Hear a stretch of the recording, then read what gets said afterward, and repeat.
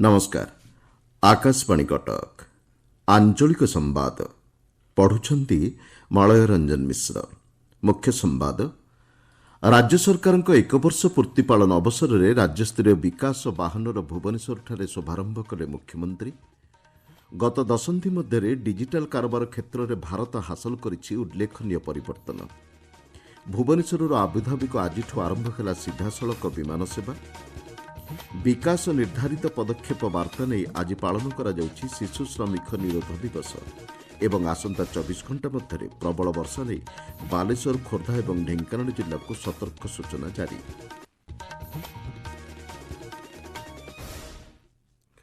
राज्य में मुख्यमंत्री मोहन चरण माझी नेतृत्वाधीन बीजेपी सरकार आज एक वर्ष पूर्ण करिछि। ଏହି ଅବସରରେ ମୁଖ୍ୟମନ୍ତ୍ରୀ ଆଜି ଭୁବନେଶ୍ୱର ମହାତ୍ମା ଗାନ୍ଧୀ ମାର୍ଗଠାରେ ରାଜ୍ୟସ୍ତରୀୟ ବିକାଶ ବାହନର ଶୁଭାରମ୍ଭ କରିଛନ୍ତି। ଏହି ଅବସରରେ ମୁଖ୍ୟମନ୍ତ୍ରୀ 4 କୋଟି ଓଡ଼ିଆ ଡବଲ ଇଞ୍ଜିନ୍ ସରକାରଙ୍କ ସୁଫଳ ପାଉଛନ୍ତି ବୋଲି କହିଛନ୍ତି। ଆଜି ଆମ ସରକାରର ଏକ ବର୍ଷ ପୂରଣ ହେଇଛି। ଆଧୁନିକ ଓଡ଼ିଶାର ରାଜନୈତିକ କ୍ୟାଲେଣ୍ଡରରେ ଆଜିର ତାରିଖକୁ ଗୁରୁତ୍ୱପୂର୍ଣ୍ଣ ଦିବସ ଭାବେ ନିଶ୍ଚିତ ଭାବରେ ପରିଗଣିତ ହେବ।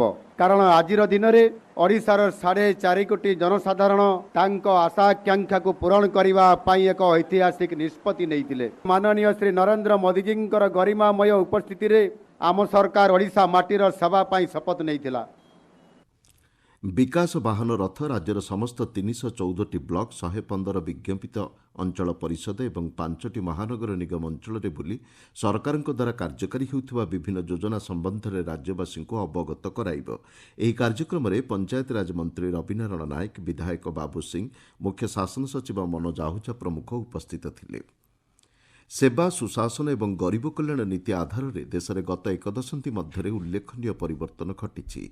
आकाशवाणी संवाद विभाग गत 11 वर्ष मध्य प्रमुख क्षेत्रगुड़िक प्रधानमंत्री नरेंद्र मोदी नेतृत्वाधीन केंद्र सरकार प्रयास पर विशेष प्रस्तुति उपस्थापन करुछि। आज आसंतु शुणिबा डिजिटल इंडिया संपर्कित स्वतंत्र रिपोर्ट।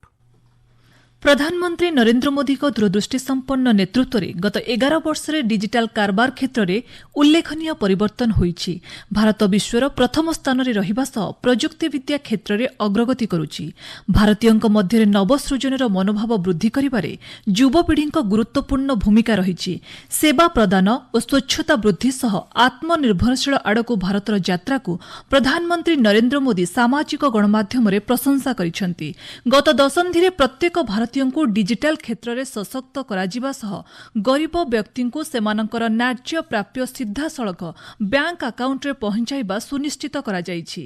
2024-25 मसीहारे 260 लाख कोटी ऊर्ध्व समयोपयोगी आर्थिक कारोबार होइछि। यूपीआई वर्तमान 7 रु ऊर्ध्व देश में कार्यक्षम होइछि।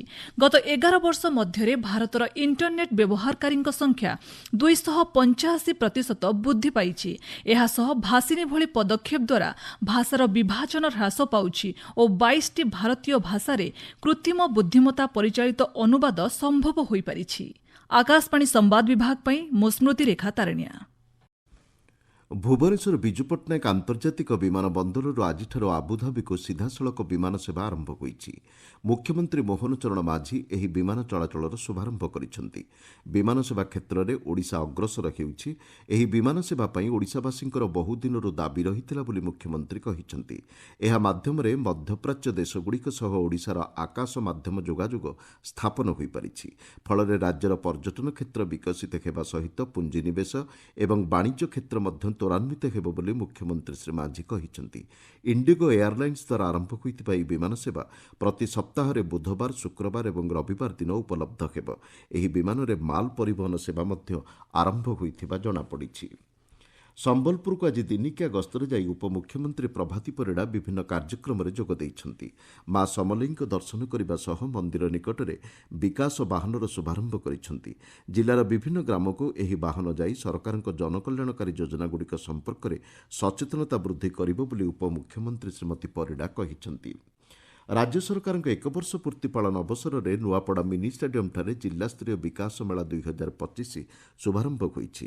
ଜଙ୍ଗଲ ପରିବେଶ ଶ୍ରମ ଓ ନିୟୋଜନ ମନ୍ତ୍ରୀ ଗଣେଶରାମ ସିଂ ଖୁଣ୍ଟିଆ ଏଥିରେ ଯୋଗଦେଇ 2036 ସମୃଦ୍ଧ ଓଡ଼ିଶା ଗଠନ ଉପରେ ଆଲୋକପାତ କରିଛନ୍ତି। ଏହି ଅବସରରେ ଏକ ପେଡ୍ ମା କେ ନାମ ଅଭିଯାନ ଅଧୀନରେ ଚାରାରୋପଣ କରିବା ସହ ଗ୍ରାମ୍ୟ ଆବାସ ଯୋଜନା ସମ୍ପର୍କିତ ସଚେତନତା ରଥର ଶୁଭାରମ୍ଭ କରିଛନ୍ତି। ଆଜିଠାରୁ ଆରମ୍ଭ ହୋଇଥିବା ଏହି ମେଳା ଆସନ୍ତା 18 ତାରିଖ ପର୍ଯ୍ୟନ୍ତ ଚାଲିବ। ଏଥିରେ ବିଭିନ୍ନ ବିଭାଗର ଉନ୍ନୟନମୂଳକ କାର୍ଯ୍ୟକ୍ରମ ଆଧାରିତ 25ଟି ପ୍ରଦର୍ଶନୀ ମଣ୍ଡପ ଖୋଲାଯାଇଛି। ଆପଣମାନେ ଆଞ୍ଚଳିକ ସମ୍ବାଦ ଶୁଣୁଛନ୍ତି ଆକାଶବାଣୀ କଟକ କେନ୍ଦ୍ରରୁ। ଶିଶୁ ନିର୍ଯାତନା ରୋକିବା ଏବଂ ସଚେତନତା ସୃଷ୍ଟି ଉଦ୍ଦେଶ୍ୟରେ ଆଜି ସାରା ବିଶ୍ୱରେ ପାଳନ କରାଯାଉଛି ଶିଶୁ ଶ୍ରମିକ ନିରୋଧ ଦିବସ। ଶିଶୁଙ୍କୁ ତାଙ୍କର ନ୍ୟାଯ୍ୟ ଅଧିକାର ପ୍ରଦାନ କରିବା ଏବଂ ତାଙ୍କର ଭବିଷ୍ୟତକୁ ସୁନିଶ୍ଚିତ କରିବା ପାଇଁ ଜନସଚେତନତା ବୃଦ୍ଧି କରିବା ଲକ୍ଷ୍ୟରେ ପ୍ରତିବର୍ଷ ଜୁନ୍ 12 ତାରିଖରେ ଏହି ଦିବସ ପାଳନ କରାଯାଇଥାଏ। ଚଳିତ ବର୍ଷ ଏହାର ବାର୍ତ୍ତା ରହିଛି ବିକାଶ ନିର୍ଦ୍ଧାରିତ କିନ୍ତୁ ଏହାକୁ ତ୍ୱରାନ୍ୱିତ କରିବା ଲାଗି ପଦକ୍ଷେପ ଆବଶ୍ୟକ। ଏହି ଉପଲକ୍ଷେ ଆଜି ରାଜ୍ୟର ବିଭିନ୍ନ ପ୍ରାନ୍ତରେ ସ୍ୱତନ୍ତ୍ର କାର୍ଯ୍ୟକ୍ରମମାନ ଆୟୋଜିତ ହେଉଛି। ମୁଖ୍ୟମନ୍ତ୍ରୀ ମୋହନ ଚରଣ ମାଝୀ ଏହି ଦିବସ ପାଳନ ଅବସରରେ ଶିଶୁମାନେ ଦେଶର ଭବିଷ୍ୟତ ଏବଂ ବିକଶିତ ଭାରତର ମୂଳଦୁଆ ବୋଲି କହିଛନ୍ତି। ଶିଶୁ ଶ୍ରମିକ ପ୍ରଥାକୁ ସମାପ୍ତ କରିବା ସହ ସେମାନଙ୍କ ବିକାଶ ଏବଂ ଉଜ୍ଜଳ ଭବିଷ୍ୟତ ପାଇଁ ଅନୁକୂଳ ପରିବେଶ ସୃଷ୍ଟି କରିବା ପାଇଁ ଶପଥ ନେବାକୁ ମୁଖ୍ୟମନ୍ତ୍ରୀ ଆହ୍ୱାନ ଦେଇଛନ୍ତି। ଶିଶୁଙ୍କୁ ଉପଯୁକ୍ତ ଶିକ୍ଷା ଏବଂ ସାଧନ ପ୍ରଦାନ ପାଇଁ ରାଜ୍ୟ ସରକାର ମାଧୋ ସିଂ ହାତଖର୍ଚ୍ଚ ଏବଂ ମୁଖ୍ୟମନ୍ତ୍ରୀ ପୋଷଣ ଯୋଜନା କାର୍ଯ୍ୟକାରୀ କରୁଛନ୍ତି ବୋଲି କହିଛନ୍ତି। ଯାଜପୁର ଜିଲ୍ଲାରେ ଝାଡ଼ାବାନ୍ତି ଆକ୍ରାନ୍ତଙ୍କ ସଂଖ୍ୟା 600କୁ ବୃଦ୍ଧି ପାଇଛି। ଯାଜପୁର ଦାନଗଦି ସୁକିନ୍ଦା କୋରେଇ ଧର୍ମଶାଳା ବ୍ୟାସନଗର ଆଦି ଅଞ୍ଚଳରୁ ଆକ୍ରାନ୍ତ ଯାଜପୁର ମୁଖ୍ୟ ଚିକିତ୍ସାଳୟ ସମେତ ଜିଲ୍ଲାର ବିଭିନ୍ନ ଡାକ୍ତରଖାନାରେ ଚିକିତ୍ସିତ ହେଉଛନ୍ତି। 240 ଜଣ ଆକ୍ରାନ୍ତ ଏବେ ମଧ୍ୟ ବିଭିନ୍ନ ଡାକ୍ତରଖାନାରେ ଚିକିତ୍ସାଧୀନ ଥିବା ଜଣାପଡ଼ିଛି। ଆମ ଜିଲ୍ଲା ସମ୍ବାଦଦାତା ଦେଇଥିବା ସୂଚନା ଅନୁଯାୟୀ ଯାଜପୁର ମୁଖ୍ୟ ଡାକ୍ତରଖାନାରେ ଆଜି ସକାଳେ 2 ଜଣ ମହିଳା ଆକ୍ରାନ୍ତ ରୋଗୀଙ୍କର ମୃତ୍ୟୁ ହୋଇଛି। ଏଥିସହ ମୃତ୍ୟୁ ସଂଖ୍ୟା 4କୁ ବୃଦ୍ଧି ପାଇଛି। ଜିଲ୍ଲାପାଳ ପି ଅନ୍ୱେଷା ରେଡ୍ଡି ବିଭିନ୍ନ ଡାକ୍ତରଖାନାକୁ ଗସ୍ତରେ ଯାଇ ଆକ୍ରାନ୍ତଙ୍କ ସ୍ୱାସ୍ଥ୍ୟାବସ୍ଥା ପଚାରି ବୁଝିଛନ୍ତି। 30ରୁ ଅଧିକ ଗୁରୁତର ଆକ୍ରାନ୍ତ କଟକ ବଡ଼ ଡାକ୍ତରଖାନା ଏବଂ ସ୍ଥାନୀୟ ଘରୋଇ ଚିକିତ୍ସାଳୟରେ ଭର୍ତ୍ତି ହୋଇଛନ୍ତି।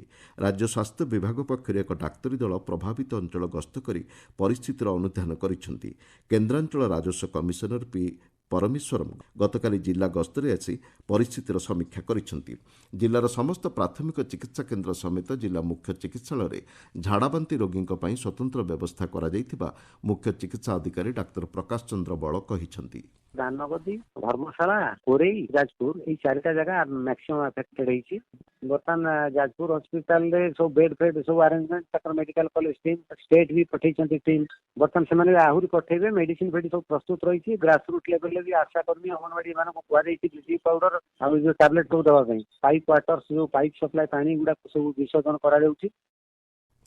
ଭଦ୍ରକ ଜିଲ୍ଲା ତିହିଡି ବ୍ଲକ କଷଟି ଗ୍ରାମ ଗଣ୍ଡଗୋଳ ଘଟଣାରେ 12 ଜଣଙ୍କୁ ଗିରଫ କରାଯାଇଛି। ଘଟଣାର ତଦନ୍ତ ଜାରି ରହିଛି ବୋଲି ପୁଲିସ ଡିଆଇଜି ସତ୍ୟଜିତ ନାୟକ ଏବଂ ଆରକ୍ଷୀ ଅଧୀକ୍ଷକ ମନୋଜ ରାଉତ ଗଣମାଧ୍ୟମକୁ ସୂଚନା ଦେଇଛନ୍ତି। କୌଣସି ଗୁଜବକୁ ବିଶ୍ୱାସ ନ କରିବାକୁ ସେମାନେ ଅନୁରୋଧ କରିଛନ୍ତି। ଶାନ୍ତିଶୃଙ୍ଖଳାର ସହ ବଜାୟ ରଖିବାକୁ ଜିଲ୍ଲା ପ୍ରଶାସନ ସମସ୍ତଙ୍କୁ ନିବେଦନ କରିଛି। ତିହିଡି ଧାମନଗର ଏବଂ ଭଦ୍ରକରେ 24 ଘଣ୍ଟା ପର୍ଯ୍ୟନ୍ତ ଇଣ୍ଟରନେଟ୍ ସେବା ବନ୍ଦ ରଖାଯାଇଛି। ସୂଚନାଯୋଗ୍ୟ ଦୁଇ ଗୋଷ୍ଠୀ ମଧ୍ୟରେ ହୋଇଥିବା ଏହି ଗଣ୍ଡଗୋଳ ଘଟଣାରେ ଚିକିତ୍ସାଧୀନ ଅବସ୍ଥାରେ ଜଣଙ୍କର ମୃତ୍ୟୁ ହୋଇଛି। ମୁଖ୍ୟମନ୍ତ୍ରୀ ମୋହନ ଚରଣ ମାଝୀ ଏହି ଘଟଣାରେ ଗଭୀର ଦୁଃଖ ପ୍ରକାଶ କରିବା ସହ ମୃତକଙ୍କ ନିକଟ ସମ୍ପର୍କୀୟଙ୍କ ପାଇଁ 10 ଲକ୍ଷ ଟଙ୍କାର ସହାୟତା ରାଶି ଘୋଷଣା କରିଛନ୍ତି। ତାଙ୍କ ପରିବାରର ଜଣଙ୍କୁ ନିଯୁକ୍ତି ଦିଆଯିବ ନେଇ ମୁଖ୍ୟମନ୍ତ୍ରୀ ପ୍ରତିଶ୍ରୁତି ଦେଇଛନ୍ତି। ରାଜ୍ୟରେ ଯୁକ୍ତ 3ରେ ନାମଲେଖା ପାଇଁ ଆଜି ପ୍ରଥମ ମେଧା ତାଲିକା ପ୍ରକାଶ ପାଇଛି।